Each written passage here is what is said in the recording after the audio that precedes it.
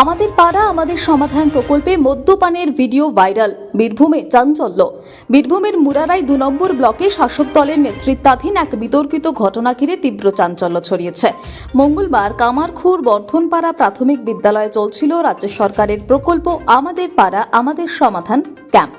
এই ক্যাম্পে সাধারণ মানুষ তাদের নানান সমস্যা নিয়ে উপস্থিত হন সমাধানের আশায়, কিন্তু সেই সময় বিদ্যালয়ের শ্রেণীকক্ষে বসেই মদ্যপান করতে দেখা গেল বেশ কয়েকজন শাসক ঘনিষ্ঠ জনপ্রতিনিধি ও দলীয় সদস্যকে।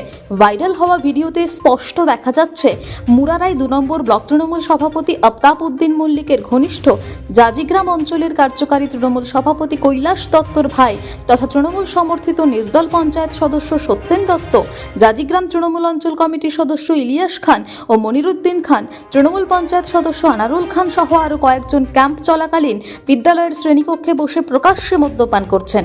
ঘটনার ভিডিও সামনে আসতেই মুহূর্তে তা সোশ্যাল মিডিয়ায় ভাইরাল হয়ে যায়। ইতিমধ্যে সাধারণ মানুষের মধ্যে ক্ষোভ দেখা দিয়েছে।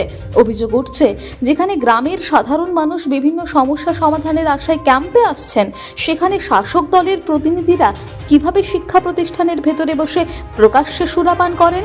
ঘটনাকে কেন্দ্র করে এলাকায় ব্যাপক সমালোচনা শুরু হয়েছে। বিরোধীরা প্রশ্ন তুলেছেন, এভাবেই কি সরকারি প্রকল্পে মানুষের সমস্যার সমাধান করা হচ্ছে? এখন দেখার বিষয় ভাইরাল ভিডিওর পর প্রশাসন ও শাসক দল কি পদক্ষেপ নেয়। Bureau report, Tarapith TV.